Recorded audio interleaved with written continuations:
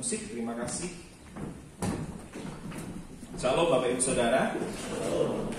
Mari sambil mempersiapkan firman Tuhan, kita akan membuka Alkitab kita dulu dalam Efesus pasal yang ke-6 ayat yang ke-10 sampai ayat yang ke-20. Satu firman Tuhan yang sering atau mungkin pernah saudara dengar, tapi kita akan mendengarkan sekali lagi. Nah, kenapa saya atau kita semua hendak merenungkan firman Tuhan ini? Ya, tentunya setiap firman Tuhan yang akan disampaikan pasti seseorang mengalami perjumpaan, belajar, dan lain sebagainya, sehingga kemudian ada beban tertentu untuk disampaikan. Ketika saudara membuka Efesus pasal 6 ayat yang ke-10 sampai 20, saya teringat ketika hari-hari ini anak saya sering nyanyi lagu ini. Aku pahlawan kecil, Yesus panglimaku, Tuhan di pihak kita, siapakah lawan kita? Nah, sebenarnya lagu ini benar, gitu. Tapi kenapa seolah-olah menjadi tidak benar, saudara? Lagu ini lagu yang bagus, gitu. Tapi kenapa seolah-olah akhirnya sepertinya tidak benar, gitu? Karena yang dihafalin anak saya jawabannya, Tuhan di pihak kita, siapakah lawan kita? Nah, itu dia jawabannya. Tidak ada. Padahal ini sebenarnya pertanyaan yang gak perlu dijawab. Ini pertanyaan retorika sebenarnya. Kayak saudara menyanyi pujian, siapakah aku ini Tuhan? Lalu saudara jawab, Tuhan gak kenal saya. Gak mungkin. Itu pertanyaan retorika sebenarnya. Pertanyaan yang tidak perlu dijawab. Cuma karena anak saya menghafal lagu itu dan yang dihafal adalah siapakah lawan kita, tidak ada. Dan lagunya ternyata memang mengajarkan seperti itu. Lalu seolah-olah saya memberikan gambaran, sekali lagi saya tidak menyalahkan lagu ini, tapi kemudian saya memberikan sebuah gambaran. Nanti nilai apa yang akan ditangkap oleh setiap anak kecil yang mendengarkan lagu itu? Yang saya maksudkan adalah seperti ini. Ketika ada pertanyaan, jika Tuhan di pihak kita, siapakah lawan kita? Tidak ada lawan, gitu kan? Berarti tidak ada peperangan. Karena yang namanya perang itu harus ada lawan. Yang namanya perang itu harus ada musuh. Oleh sebab itu kita akan membaca, Bapak Ibu Saudara bisa memperhatikan di ayat yang ke-10 sampai 20. Saya baca buat Bapak Ibu Saudara. Akhirnya hendaklah kamu kuat dalam Tuhan, di dalam Tuhan, di dalam kekuatan kuasanya, kenakanlah seluruh perlengkapan senjata Allah, supaya kamu dapat bertahan melawan tipu muslihat iblis. Karena perjuangan kita bukan melawan darah dan daging, tetapi melawan pemerintah-pemerintah, melawan penguasa-penguasa, melawan penghulu-penghulu dunia yang gelap ini, melawan roh-roh jahat di udara. Sebab itu, ambillah seluruh perlengkapan senjata Allah, supaya kamu dapat mengadakan perlawanan pada hari yang jahat itu dan tetap berdiri sesudah kamu menyelesaikan segala sesuatu. Jadi berdirilah tegap, berikat pinggangkan kebenaran dan berbaju sirahkan keadilan. Kakimu berkasutkan kerelaan untuk memberitakan Injil damai sejahtera. Dalam segala keadaan pergunakanlah perisai iman. Sebab dengan perisai itu kamu akan dapat memadamkan semua panah api dari si jahat. Dan terimalah ketopong keselamatan dan pedang roh, yaitu firman Allah. Dalam segala doa dan permohonan, berdoalah setiap waktu di dalam roh dan berjaga-jagalah di dalam doamu itu dengan permohonan yang tak putus-putusnya untuk segala orang kudus. Juga untuk aku, supaya kepadaku jika aku membuka mulutku dikaruniakan perkataan yang benar, agar dengan keberanian aku memberitakan rahasia Injil. Yang kulayani sebagai utusan yang dipenjarakan. Berdoalah supaya dengan keberanian aku menyatakannya sebagaimana seharusnya aku berbicara. Puji nama Tuhan. Nah, tadi saya mewakili atau boleh mengatakan mungkin mewakili beberapa kelompok orang Kristen yang tidak peduli dengan adanya peperangan rohani. Dengan lagu itu tadi, kalau misalkan itu terus ditanamkan, ku pahlawan kecil, Yesus panglimaku, Tuhan di pihak kita, siapakah lawan kita? Ketika orang Kristen menjawab selalu tidak ada, maka tidak pernah ada konsep namanya peperangan rohani. Dan tidak pernah menyadari akan hal itu. Bahwa ternyata sebenarnya kita punya musuh atau rival yang abadi yang namanya iblis dan antek-anteknya, gitu kan. Musuh kita bukan sesama kita pernah membahas itu. Musuh kita bukan orang, musuh kita bukan darah dan daging, tapi musuh kita yang nggak kelihatan gitu. Di satu sisi ada kelompok orang Kristen yang sampai dengan hari ini itu sangat getol dengan yang namanya peperangan rohani. Bahkan boleh saya katakan begitu over. Dulu tahun-tahun yang dulu ketika saya ikut kuliah di sini 98, 99, hampir sekolah ini juga mengalami peperangan rohani yang luar biasa, tapi karena hikmat Tuhan, pembina kita, pemimpin kita kemudian sedikit menetralisir. Sebab dulu tuh ada namanya doa semalaman atau dikatakan semalam suntuk. Nah, karena doanya aja semalam suntuk, maka ada suntuknya. Jadi doa kami itu jam 8 sampai jam 4 pagi. Jam 8 malam sampai jam 4 pagi kalau tidak salah. Sehingga jam 12 malam ketika istirahat setengah jam, maka jam 12 setelah lanjut ke jam 4 pagi, disitulah terletak peperangan rohani. Wah, semua kita perangi. Kita perangi Sunan Lawu, kita perangi pelacuran, kita perangi. Dan yang aneh pada waktu itu, karena waktu itu saya baru, karena saya dari latar belakang dari gereja Kristen Jawa yang tidak pernah tahu seperti itu, saya lihat kakak-kakak tingkat waktu itu sedikit aneh. Karena pada waktu itu dia bilang begini, oh aku ikat Sunan Gunung Lawu, aku masukkan karung, aku injak-injak, aku lemparkan ke laut. Gitu kan. Ini benar nggak sih? Gitu kan. Jadi ada tanda tanya yang besar pada waktu itu. Gitu kan. Sehingga kemudian beberapa lama berikutnya ada himbauan dari Pak Sensokota bahwa peperangan model seperti itu tidak efektif. Bukan tidak perlu, gitu. Bukan tidak perlu, tapi tidak efektif. Yang dimaksudkan tidak efektif adalah pada waktu beberapa dalam konteks peperangan rohani, kayak misalkan saya beberapa waktu tahun yang lalu diajak orang untuk pergi ke daerah-daerah penyembahan berhala. Gitu. Jadi kita ke gunung kemana candi yang di bawah sana itu ada sebuah candi kecil yang dipakai orang dan banyak candi-candi di bawah sini. Datang ke situ terus suruh ngusirin setan. Ayo kita datang ke situ Pak, kita doakan Pak, kita usir ini setan-setan ini mengganggu gitu kan. Karena saya sudah dapat pengajaran, saya bilang begini, itu bagus tapi tidak efektif Pak. Maksudnya gimana? Kita datangi misalkan ke Bancolongo misalkan di bawah jembatan itu di perbatasan Jawa Timur Jawa Tengah. Ini saya bicara begini jangan dicari nanti ya. Nanti saudara nyari nanti. Karena di sana ada sendang lanang dan sendang wadon. Sendang lanang dan sendang wadon itu maksudnya ada satu kolam untuk laki-laki khusus dan untuk perempuan. Katanya, konon ceritanya, setiap wanita yang mencelupkan tangannya ke air itu dan kemudian mencuci mukanya, maka wanita itu jadi berbeda gitu. Apa istilah sekarang itu? Blossom apa? Glowing. Jadi langsung memancar. Saudara tertawa toh? Saudara tertawa kan? Sampai dengan hari ini situs Bancolongo itu masih dicari orang. Sampai dengan hari ini. Sebab beberapa waktu yang lalu ketika saya ada di sana, beberapa orang yang semedi di sana, saya tanya dari mana Pak? Oh dari Pekalongan. Dari mana Pak? Oh dari Jawa Barat. Masih sampai dengan hari ini. Dan itu aneh menurut saya. Jadi kalau misalkan kita datang ke sana, ada setannya di sana, kemudian kita perangi dalam nama Yesus, semua setan semua ini ngusir dalam nama Yesus. Kita percaya setan itu pergi enggak? Saya percaya setan itu pergi. Pertanyaannya waktu kita pulang, orang nyari lagi ke situ. Orang undang lagi setan ke situ. Setannya datang lagi enggak? Itu yang dinamakan tidak efektif. Sehingga ada hal-hal yang tertentu kita akan perang secara rohani, tapi ada hal-hal yang tertentu kita memang perlu minta hikmat. Yang saya maksudkan adalah bukan berarti kemudian kita yang di satu sisi meniadakan sama sekali tentang peperangan rohani atau tidak percaya tentang peperangan rohani dengan tadi tafsiran saya, siapakah musuh kita, lawan kita, tidak ada, karena tidak ada berarti tidak berperang gitu.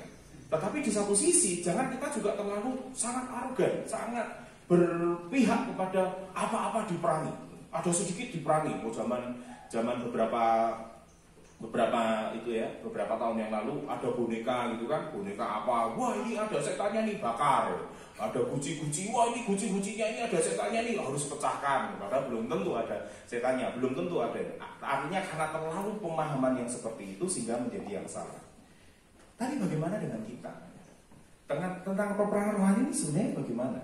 Kalau saudara membaca ayat yang ke-11 dan Petrus mengatakan kepada kita, 1 Petrus dulu sebelum kita ke ayat yang ke-11. Petrus itu mengatakan begini, berjaga-jagalah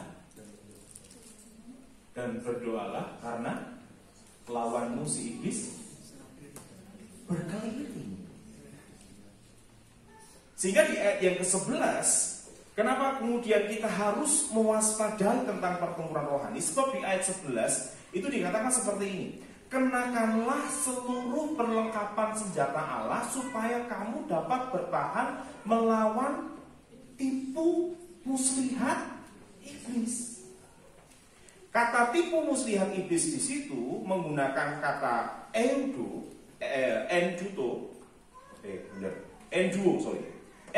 yang memiliki pengertian metode, strategi, wait and see. Bahkan ada yang mengatakan lie and see, lie and wait. Berbohong sambil menunggu dan melihat. Lawan lengah, masuklah dia. Sehingga kemudian Petrus mengatakan kepada kita, berjaga-jagalah. Lawanmu si iblis itu mengelilingi kamu, sekitar kamu. Sehingga kita perlu menguasai. Kenapa? Karena di ayat 11 mengatakan kepada kita, ada metode yang iblis mau pakai, ada tipu muslihat yang iblis mau pakai. Dan masalahnya, peperangan seperti ini, peperangan yang maya tapi nyata. Peperangan yang tidak kelihatan, tapi itu ada real. Bukan saudara main Mobile Legends, main PUBG. Itu peperangan yang maya di dunia yang maya, tidak nyata. Jadi saudara berperang, udah selesai. Tapi ini peperangan yang maya nggak kelihatan, tapi real. Tapi ini benar-benar terjadi. Ini nyata. Nah karena nyata, maka kita perlu menyikapi, kita perlu persiapan seandainya metode itu kemudian datang dan kemudian memerangi kehidupan kita. Datang dan kemudian mencoba mengganggu kehidupan kita. Jadi bagaimana kita kemudian menghadapi real battle ini? Ayo sekarang kita lihat satu persatu. Ayat yang ke-10 yang menarik di sana dikatakan seperti ini. Akhirnya hendaklah kamu kuat di dalam Tuhan, di dalam kekuatan kuasanya. Kata akhirnya itu berarti pesan yang penting. Sebab semua pesan akhir itu penting. Kayak salah satu profesor yang kena COVID meninggal di Jakarta atau di Sumatera, saya lupa beritanya. Dia sudah tahu, aku positif COVID, pasti nanti aku mati karena dia punya penyakit bawaan. Lalu dia berpesan, nanti kalau aku mati, maka tolong sebelum aku dikuburkan, kelilingkan jenazah mayatku ke kampus, baru bawa aku ke pemakaman. Dan ternyata dilakukan. Pesan terakhir itu penting. Orang Nias di zaman dahulu kala, maka setiap keluarganya yang meninggal ada pesan untuk membunuh musuhnya. Betul begitu orang Nias. Jadi musuh bapaknya atau musuh orang tuanya itu harus dibunuh. Jadi itu kepalanya harus dipenggal sebelum dia mati. Itu pesan terakhir. Dan itu harus dilakukan. Kalau tidak dilakukan, generasi berikutnya yang akan melakukan. Begitu pula dengan Papua kan kalau tidak salah, sehingga kemudian muncullah buku yang bernama Anak Perdamaian itu. Karena itu pesan terakhir.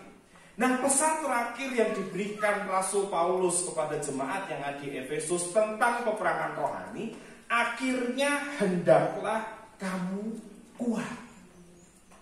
Yang pertama yang harus kita lakukan dalam kehidupan kita, waktu kita akan menghadapi pertempuran rohani dalam kehidupan kita, kita terlebih dahulu harus kuat. Nah, bagaimana kita menjadi kuat? Ayo kita buka sedikit nafsir saya. Ini nafsir pribadi, ini tidak ada ilmu homiletikanya. Apakah nanti pas atau tidak? Kita lihat Matius 11 ayat 28 dan 29. Saya nafsir ini aja, menurut saya aja. Matius pasal 11 ayat 28 yang sering kali saudara baca, hafal. 29 yang saya akan tekankan.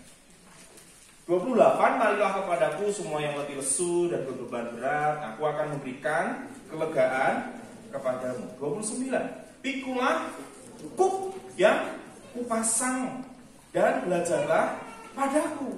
Karena aku lemah lembut dan rendah hati, jiwamu akan mendapat ketenangan. Bagaimana saudara menjadi kuat? Bagaimana kita menjadi kuat seperti di dalam Efesus tadi? Akhirnya hendaklah kamu kuat. Matius pasal 11 ayat 29, Yesus mengajarkan, pikulah kuk, kasih beban. Ternyata untuk saudara menjadi kuat, saudara harus memiliki beban. Orang yang mau melatih ototnya di sini, maka untuk kuat dia harus punya beban. Kalau begini tiap hari nggak akan pernah jadi. Harus ada bebannya. Dia ada bebannya. Jadi kemudian menjadi kuat. Apa yang saya maksudkan di sini bahwa ternyata dalam hidup kita ini, kadangkala beban yang saudara terima, persoalan yang saudara alami, permasalahan yang saudara diizinkan terjadi dalam hidup saudara, itu latihan untuk saudara kuat. Halo, lama nggak ngikutin. Jadi kalau saudara dengan beban kemudian saudara responnya salah, dengan beban kemudian saudara menanggapinya salah, saudara akan tidak pernah kuat. Nah, saya masih ingat ketika ada hamba Tuhan, kalau tidak salah pembicara Nata waktu itu Pak Yotam, yang menggambarkan pada waktu kita pikul beban, Yesus itu ada sama kita loh. Kita ini kan seperti sapi kan, kalau saya ingat digambarkan itu. Ingat tak kalian saudara? Waktu kita dipikul itu kan Yesus juga ikut mikul sebenarnya. Makanya pikulah kuk yang kupasang kepadamu. Kuk itu selalu ada dua, nggak ada kuk satu.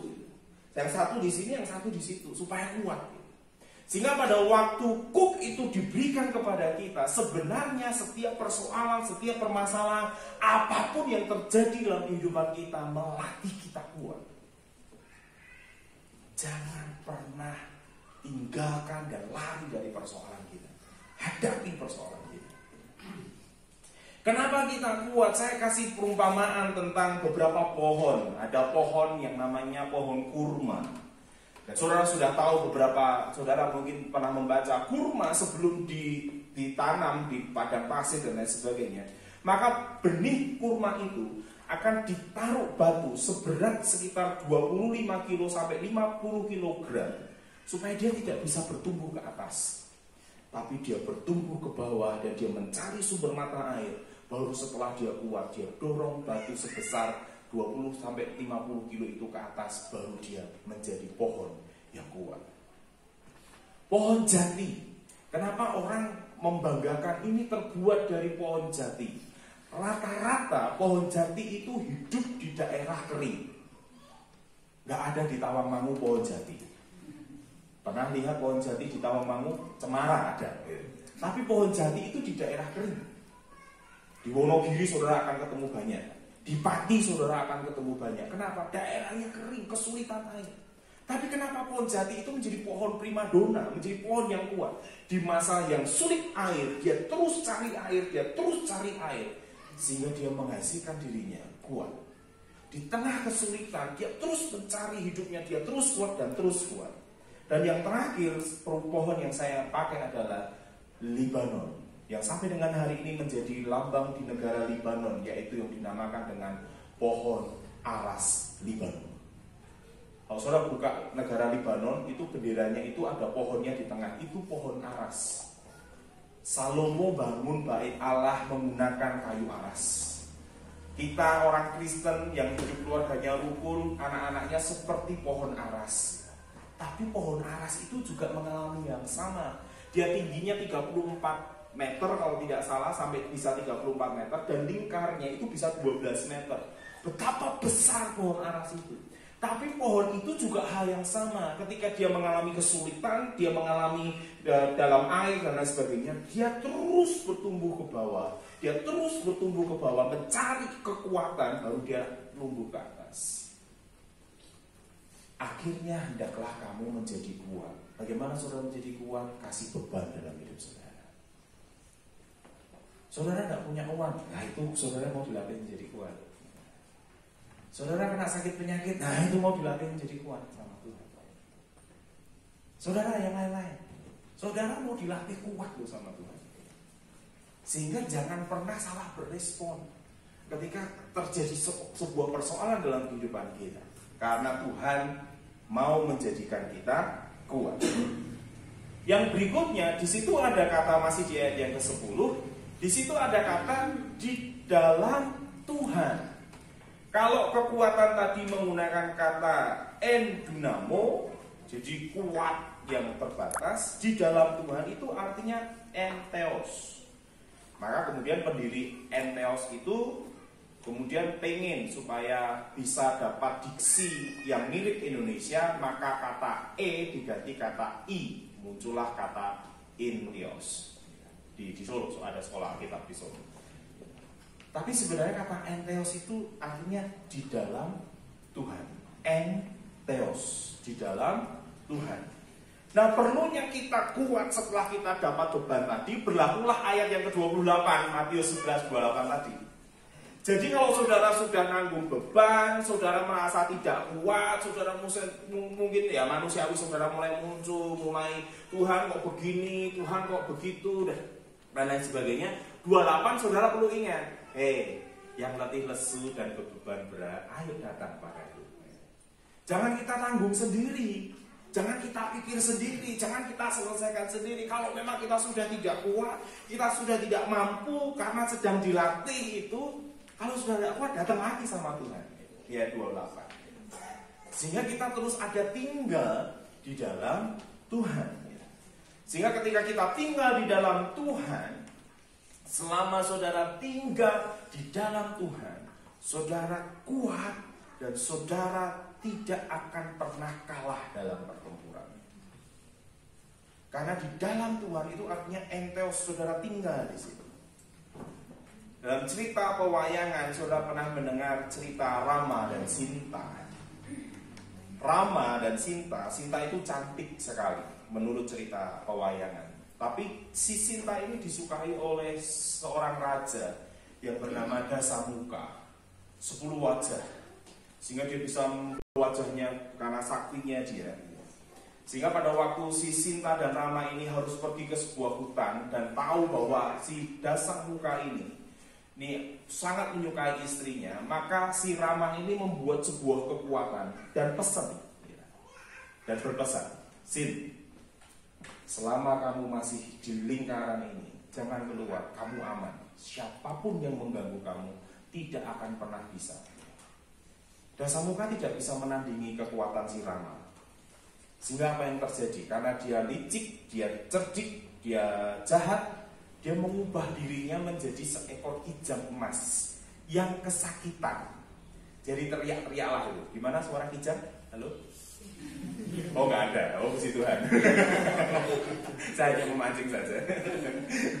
Jadi teriak-teriaklah si kijang itu. Namanya wanita punya perasaan antara pertanyaan, aku tolong atau tidak. Aku tolong berarti aku keluar dari lingkaran ini. Tapi kalau aku tidak menolong, kok teriakannya ini mengganggu diriku. Dia selalu ingat pesannya Rama sebenarnya. Aku keluar pasti nanti musuh nangkep aku. Tapi kalau aku nggak keluar itu kasihan. Perasaan wanita dipermainkan. Halo laki-laki, please deh. Jangan ini ya, jangan mempermainkan perasaan wanita. Nanti sakit-sakit loh, udah enak kan? Kalau aku udah bicarakan siapa-siapa, kalian ketawa. Udah. Jangan permainkan perasaan wanita, nanti sakit-sakit kan nggak enak. Jangan sebut lah, kan sudah berlalu kok ini. Sehingga kemudian si Sinta keluar. Dan waktu si Sinta keluar, maka kijang itu berubah langsung menjadi Dasamuka. Dan cerita itu berlanjut. Si Sinta kemudian diculik oleh Dasamuka. Sesimpel itu sebenarnya. Waktu saudara masih di dalam Tuhan, di dalam entheos, sesekali saudara mencoba keluar oleh karena sesuatu hal, oleh karena apa saja dan lain sebagainya, sekali saja saudara bisa diambil. Makanya saya pernah mendengar, jangan pernah bikin lubang satu jari untuk iblis. Karena waktu saudara bikin lubang satu jari buat iblis, dia akan bikin tangan buat iblis, dan dia akan memasukkan seluruh tubuhnya dalam kehidupan kita. Tinggallah di dalam Tuhan. Yang berikutnya masih di ayat 10 gitu. Belum. Saya hanya 3 saja. Yang ayat 10 kemudian perlengkapan senjata Allah, baru kemudian kita akhiri dengan doa. Tapi masih ayat 10. Di ayat 10 itu bilang begini, saudara-saudara. Di bagian yang terakhir, di dalam kekuatan kuasanya. Yang menarik, saya pikir kuasa itu sama saja semuanya. Kata yang dipakai adalah kata dunamos semuanya. Ternyata di ayat ini dia ganti kata itu. Kata itu diganti dengan kata mana tadi? Sebentar, saya akan pakai dulu. Kata itu diganti dengan kata kratos. Kratos. Saya pikir kekuatan itu ya sama aja semuanya dalam bahasa Yunani, gitu kan? Ya, kata dunamos. Tapi ternyata kata di dalam kekuatan kuasanya, kata yang dipakai di situ adalah kata kratos. Kratos kemudian digambarkan dengan pengertian yaitu vigor, the great, yang besar, yang bukan terbatas. Ternyata dunamos itu terbatas. Tapi ketika sudah menggunakan kata kratos, dia kekuatan yang tidak terbatas, yang tidak bisa dikalahkan oleh siapapun, nggak bisa. Sehingga kita harus menjadi kuat di dalam Tuhan dan kuat di dalam kuasanya. Yakini persoalan yang terjadi dalam kehidupan kita, peperangan yang terjadi dalam kehidupan kita, kuasanya dia lebih besar. Sebab katanya kata vigor, katanya adalah kata the great, katanya adalah kata kuasa yang luar biasa. Bahkan diterjemahkan di sana ability, diterjemahkan mampu. Apapun persoalan dia mampu, dan itu yang harus kita percayai, dan itu yang harus kita imani dalam kehidupan kita. Jadi yang pertama itu, saudara-saudara, yang pertama kita harus kuat dulu dalam menghadapi peperangan. Bagaimana kita menguatkan diri kita? Kan Tuhan izinkan beban terjadi dalam kehidupan kita. Waktu beban terjadi dalam kehidupan kita, saudara dilatih, dan dia tunjukkan kuasanya. Dan kuasanya sungguh luar biasa. Baru kemudian mari kita lihat 12, kita tidak membahas ya, karena di 12 itu kita jelas bahwa peperangan kita bukan melawan darah dan daging, yaitu melawan yang tidak kelihatan tadi, yang maya tapi ini nyata, real. Baru 13, mari kita lihat.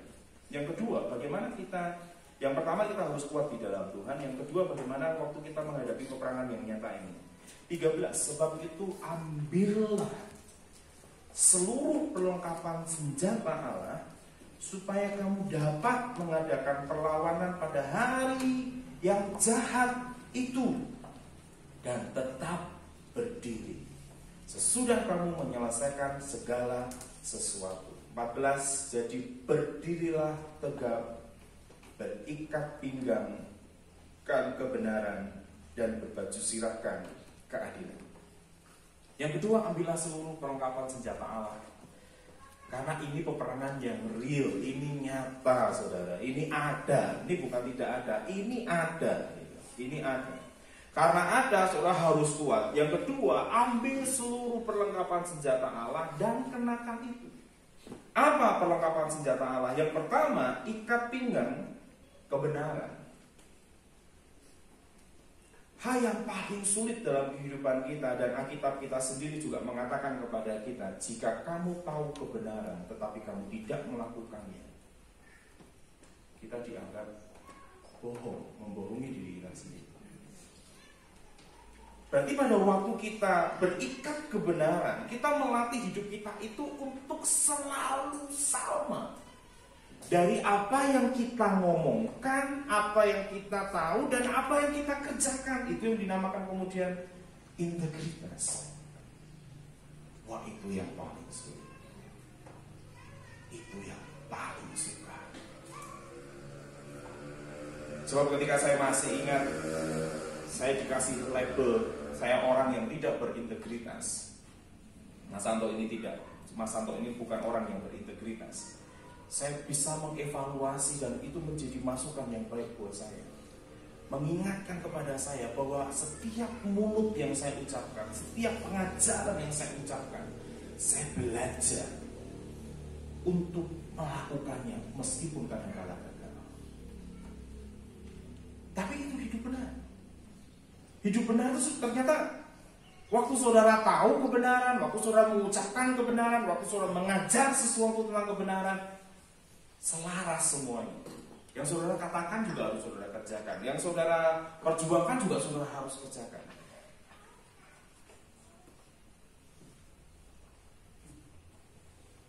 Ini berat. Tapi itu kelengkapan kita. Sekali celah saja hidup kita nggak benar, nggak usah kita bertemu dengan musuh. Saudara lompat pagar, ya, nggak, sebenarnya saya belum pernah lihat orang lompat pagar keluar tanpa izin aja sebenarnya, yang saya tahu. Saudara keluar tanpa izin di sana. Waktu saudara masuk, apa yang terjadi dalam hidup saudara?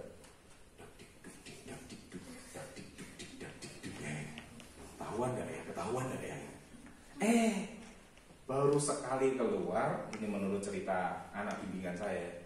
Apes mas, kenapa? Aku tuh diajak orang keluar loh mas, cuma beli nasi goreng. Lah kok tiba-tiba Mas Arif itu nanya, dari mana? Lah aku kan nggak bisa bohong mas. Beli nasi goreng mas. Sudah izin? Belum. Ya sudah, isi poin. Ini baru sekali dia lompat di sana, gitu ya. Cuman hatinya sudah deg-deg. Kenapa itu? Karena memang dia sedang tidak hidup benar. Karena dia tahu kebenaran bahwa keluar tanpa izin itu adalah sebuah hal yang salah. Dia melakukan hal yang salah.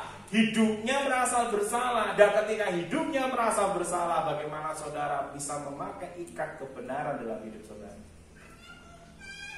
Pakailah ikat kebenaran. Hiduplah menjadi orang yang benar. Dengan saudara tahu apa yang saudara tahu kebenaran itu, saudara ucapkan, saudara ajarkan, dan saudara melakukannya dalam hidup saudara.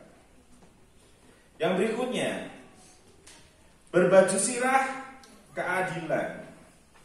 Saya agak sulit menafsirkan ini, cuman ini tafsiran saya aja secara pribadi. Baju sirah itu dipakai di sini. Saya kebetulan baru menyelesaikan The Legend of Conquers, 124 episode kalau nggak salah.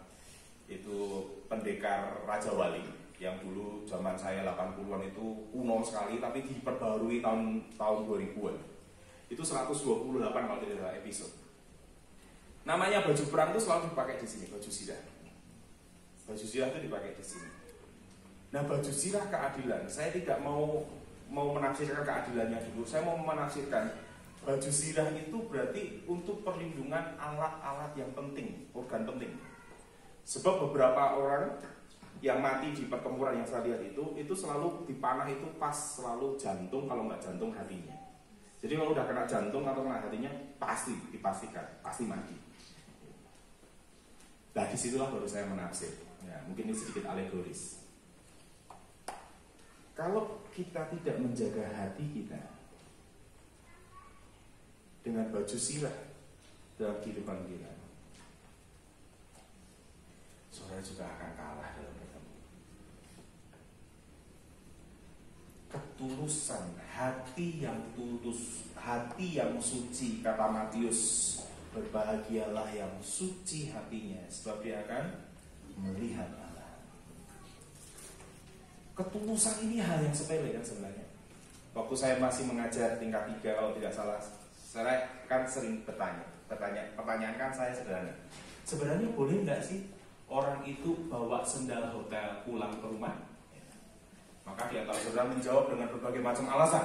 Boleh, tidak apa-apa, itu diizinkan, gitu kan. Dan kemudian saudara membawa bukan hanya sendal, sabun, tisu dan lain sebagainya, saudara bawa pulang semua kan. Kemudian saya mencoba bertanya sama beberapa orang yang petugas saudara, Pak sebenarnya apa benar boleh nggak sih membawa? Ya sebenarnya Pak, kami ini memberikan sendal hotel itu memang sebenarnya sekali pakai dalam pengertian supaya ketika itu dipakai untuk kawasan hotel saja. Jadi dipakai kalau udah selesai ya kami akan buang. Tapi kalau misalkan mau dibawa pulang sama pemakainya boleh. Boleh nggak bawa sendal hotel? Pertanyaannya. Pada waktu sendal hotel itu kita taruh di depan rumah pintu kita dan berbagai merek bintang hotel kita letakkan, hati kita mau ngomong apa? Biar orang tahu, gue pernah nginep di bro. gue pernah nginep nih, gue juga pernah. Betul. Menjadi salah atau tidak? Bawahnya nggak salah, tapi waktu hatimu kamu naruh untuk pamer jadi salah, saudara. Ini loh hati ini loh yang sulit di situ. Kita nolong orang, ya, kita tulus, gitu. Tapi ketika kita sebut pertolongan kita jadi nggak tulus, jadi hilang semuanya. Ini yang susah. Sehingga waktu kita memakai baju sirah keadilan, jagalah hati kita yang di sini ini yang sangat penting ini, ketulusan hati. Wah itu perlu belajar juga. Tulus itu belajar. Kita sudah nolong tulus saja bisa dicaci maki. Apalagi kan baju sirah benar. Jagalah hati saudara. Yang berikutnya, kakimu berkasut kerelaan untuk memberitakan Injil kemana? Injil damai sejahtera Allah.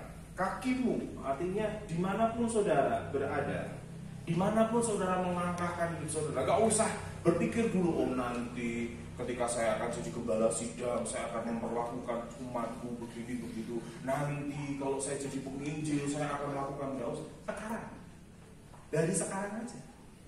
Saudara pergi keluar pintu gerbang ini, bawakanlah, usahakanlah di mana saudara melangkahkan membawa berita damai sejahtera.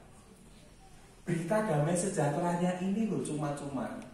Tapi nanti kalian pulang kadang-kadang tidak membawa cuma-cuma kan. Makanya seringkali saya kasih contoh anak-anak, karena ini terus terulang dan bukan untuk pamer, bukan. Sapaan saudara itu sesuatu yang kadang-kadang orang luar sana tuh butuh. Mungkin waktu dia bekerja baru berangkat dari rumahnya, mungkin ada masalah dan sebagainya. Waktu saudara menyapa mereka, sapaan saudara itu seperti air jernih yang menyejukkan hati mereka. Makanya ketika saya ajak jalan-jalan Jose keluar, pulang bawa apa? Pisang. Modalnya cuma nyapa. Bu Marem, aku nggak kenal namanya. Selamat pagi Bu Marem, gimana tamu-tamu kemarin? Wah, alhamdulillah rame dan sebagainya. Tunggu dulu. Ini Om buat anaknya. Bisa. Dan itu kan berkali-kali loh, saya tunjukkan dan kalian mendapatkannya kan. Artinya saya nggak makan sendiri kan. Ya kalian dapat mau ya udah ambil kan gitu. Loh itu kan cuma modal begitu. Kemanapun kakimu melangkah, beritakanlah Injil. Belum lama kan Covid belum boleh kumpul-kumpul kan. Tiba-tiba upload babi kecap. Babi apa mas diri? Babi kecap ya. Babi kecap. Ayo mas kumpul. Ngapain? Ini gak ada yang ngabisin. Ya kita datang sama Kak Jirin. Ayo datang. Pulang, bungkus. Siapa tahu di asrama pasti ada yang kelaparan kan? Tapi kan untuk diri sendiri. Gitu. Ngerti maksudnya? Kemanapun saudara melangkah, beritakanlah kabar baik. Waktu saya melayat, salah satu teman, ya, salah satu saudara namanya Pak Win, ya, ada pembicaraan yang cukup menarik. Mas, ini Pak Guru kepala sekolah SD. Iya Pak, Pak Camat itu promosikan institut itu luar biasa. Tapi dia ngomongnya nggak institut Pak. Gimana? Akademi. Wah kita perlu bangga bahwa di Tamangun ini ada akademi pengharapan. Itu Pak Camat. Jadi Pak Camat itu kalau kemana-mana dia promosikan. Apa ya Pak? Saya kan selalu ikut rapat Pak Camat. Wah luar biasa. Itu belum jalan loh. Tapi namanya sudah kenal. Apalagi saudara yang sudah jalan 52 tahun. Apalagi sekolah ini yang sudah berjalan sekian puluh tahun. Ini sudah dikenal. Bayangin dulu tahun 2006 atau 2008 saya lupa. Ketika tanah longsor di Mogot, yang itu celana 3/4 dan jenggot terkenalnya, itu mayit aja ketemu sama dia dicuci lagi. Ya, nggak boleh. Hari pertama yang ngasih bantuan siapa? Kita. Ibu Ruth bawa L300. Terus kemudian bilang, minggir, Alkitab lewat. Orang-orang pada bingung, Alkitab apa yang lewat? Maksudnya kita yang lewat. Datang ke sana, kasih bantuan, kasih dan sebagainya. Kemanapun kita melangkah, beritakanlah kabar baik. Karena kabar baik itu yang kemudian menyebabkan orang juga bisa tersentuh dalam kehidupan. Dan itu yang menjadikan kita menang dalam peperangan rohani kita. Kenapa? Karena yang kita ucapkan selalu kabar baik. Tidak membuat orang takut. Karena musuh kita selalu menebar ketakutan. Yang berikutnya, perisai iman.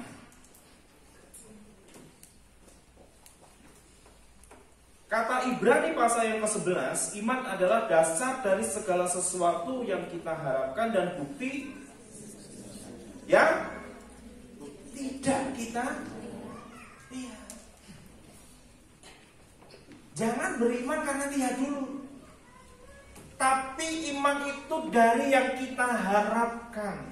Dasar dari segala sesuatu yang kita harapkan. Boleh dong berharap sama Tuhan? Boleh sekali. Justru waktu saudara berharap sama Tuhan, kemudian musuh mencoba untuk mengintimidasi kehidupan kita, tapi saudara terus berharap sama dia, saudara terus percaya kekuatannya, saudara terus percaya kepada figur itu tadi, kuasa yang besar itu, saudara akan lihat buktinya. Saudara akan lihat buktinya. Kadang-kadang iman memang kadang-kadang perlu harga bayar. Kadang-kadang perlu ada harga yang dibayar. Berkali-kali ini saya tidak mau seperti alumni ya. Saya tidak sedang mengkultuskan Pak Sam Sokola tidak dijauhkan daripada Tuhan. Tapi saya sedang belajar banyak. Bagaimana tanah Balai Karangan dibeli hanya berjabat tangan. Maaf ya Om, hanya orang gila aja. Saya nggak gila-gilain Om Sam loh ya. Oh, Mas Anto ini berani banget nih gila-gilain Om Sam. Datang ke sana, tanahnya harusnya tidak bisa dijual oleh siapapun, hanya berjabat tangan. Pak, saya beli. Punya uang waktu itu? Enggak. Lah kan aneh lagi kan? Ini enggak ada uangnya. Tapi jabat tangan, berharap sama Tuhan, percaya sama Tuhan, dan jadi sekarang. Jadi sekarang. Dan tanah yang di sana, gedung yang di sana, saudara mungkin akan lulus, belum jadi. Tapi saya berharap itu juga jadi saksi. Bagaimana hanya orang makan mie ayam di sana, makan mie nyemek orang bilang. Tiba-tiba tertarik dengan kampus ini yang sekian tahun dia sudah melihat, dan dia datang ke situ, dan dia kemudian sumbang untuk membangun bangunan itu. Kalau bukan Tuhan tidak mungkin. Tapi karena iman itu adalah dasar dari segala sesuatu yang kita harapkan. Dan bukti dari segala sesuatu yang tidak kita lihat. Jangan lihat baru percaya. Harap percaya baru saudara melihat kenyataan. Harap percaya saudara lihat kenyataan. Iman. Terima warisan-warisan iman ini. Percaya. Yang berikutnya, yang terakhir, ketopong keselamatan saya nggak bahas karena kita sudah diselamatkan sama Yesus.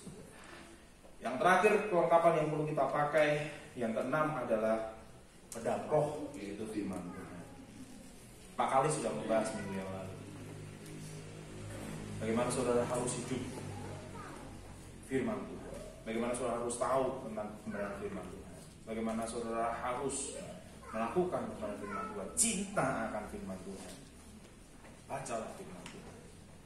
Bacalah firman Tuhan. Karena firman ini yang memberikan kekuatan kepada kita. Yang pertama itu, kuatkanlah saudara di dalam Tuhan. Yang kedua, gunakan perlengkapan senjata Allah. Saya catat kurang lebih ada 6 ya. Ada ikat pinggang, baju sirah, kaki, kasut, kemudian perisai, kemudian ketopong keselamatan dan pedang roh. Yang ketiga, yang terakhir, mari kita lihat Matius pasal 6 ayat yang ke-13. Dan pemain musik saya undang maju ke depan karena sudah terakhir. Matius pasal yang ke-6 ayat yang ke-13. Lembaga Alkitab Indonesia memberi sebuah judul hal berdoa kalau secara keseluruhan. Tapi ayat yang ke-13, bagian rangkaian dari doa Bapa kami, maka dia bilang begini, Yesus bilang begini, dan janganlah membawa kami ke dalam pencobaan, tetapi lepaskanlah kami daripada yang jahat. Saya post dan saya komitmen untuk terus post. Saya nggak peduli lagi dengan omongan orang, saya nggak peduli lagi dengan kritikan orang. Tapi saya komitmen, justru orang yang mengkritik saya itu memecut saya, menjadi cemeti buat saya untuk saya selalu bikin renungan. Sebab saya post pertama kali sebuah renungan di saya mulai ingin ketika saya termotivasi oleh Pak Barnabas yang membuat post di Facebook. Saya kemudian juga bikin repost di Facebook renungan. Pertama kali saya baru buat, saya dikritik habis-habisan oleh seorang Twitter yang mengatakan Kristen garis waras atau apa, saya lupa. Saya nggak tahu kalau tulisan saya dikritik. Saya betul-betul tidak tahu kalau tulisan saya dikritik. Tiba-tiba sahabat saya dari Solo, dia kasih repost. Aku nemu ini di Twitter. Saya disikat habis di situ. Wah, apa ini tulisan dokter kok seperti ini? Tulisan gua macam-macam lah. Saya dihabisin di situ. Saya hanya berkata, Anda luar biasa. Terima kasih buat kritikannya. Tuhan memberkati saudara. Sejak itu saya bikin post terus. Nah, waktu saya bikin post tentang doa yang menarik, saya sendiri diberkati. Saya mikir waktu itu sebelum saya bikin renungan, saya mikir ini 3 huruf tapi dahsyatnya luar biasa. Doa itu cuma D, O, dan A. Doa. Tapi ini dahsyat menurut saya. Sehingga Tesalonika ayat yang terpendek yang tercatat di Alkitab kita Allah, tetaplah berdoa. Dan ketika Yesus mengajarkan hal ini, waktu kita memasuki peperangan rohani, kita boleh minta dalam doa kita. Dan janganlah membawa pencobaan dalam hidup kami. Lepaskan kami dari yang jahat. Boleh loh kita minta. Tapi kalau itu terjadi dalam kehidupan kita, saatnya kita fighting, saatnya kita perangi, kuatkan dulu hidup kita. Gunakan perlengkapan senjata Allah. Dan jangan lupa doa. Saya berterima kasih untuk kelompok yang masih bertahan dari sejak awal COVID dimuncul, terus kemudian kita bikin kelompok doa yang jam 9 malam dari hari Senin sampai hari Jumat. Saudara, sangat luar biasa. Itu sebenarnya yang kami butuhkan. Itu yang sebenarnya kami perlukan. Dan setiap hari Senin sore saya juga bergabung dengan beberapa kelompok jaringan doa di Solo. Sebab saya mengerti doa itu dapat mengubahkan segala sesuatu. Doa itu dapat menjadikan sesuatu yang mustahil menjadi sesuatu yang mungkin. Kenapa? Doa. Saya kesaksian, ini bukan curhat.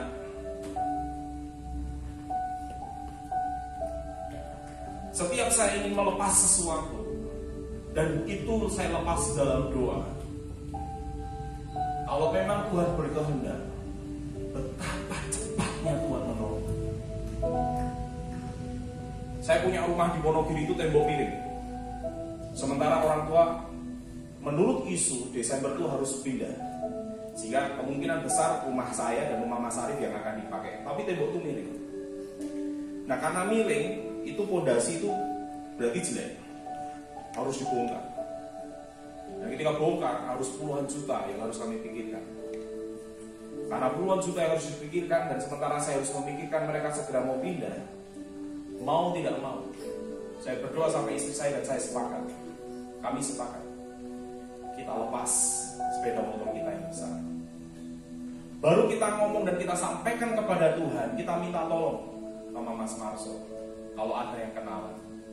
Kita minta tolong lagi sama Pak Hadia Dilian. Kalau ada, berita cepat langsung menyambar. Bisa Pak, ini Mas Marso langsung menambah. Pada waktu sepeda motor itu baru nyampe di Tawangmangu, makanya saya agak terganggu waktu main kartu itu karena sepedanya udah gitu. Harga itu langsung laku. Hari ini kami berpikir untuk membongkar rumah di sana supaya itu jadi dan layak dan orang tua bisa pindah dalam kondisi yang baik. Kenapa saudara? Doa. Kalau bukan doa nggak mungkin. Kalau bukan doa nggak mungkin orang bisa datang, nggak mungkin. Nggak percaya saya. Karena doa aja. Dan waktu saudara berdoa dengan sungguh-sungguh, Alkitab kita mengatakan, jangan bawa kami ke dalam pencobaan, lepaskan kami dari yang jahat. Karena Allah yang punya kerajaan, kuasa,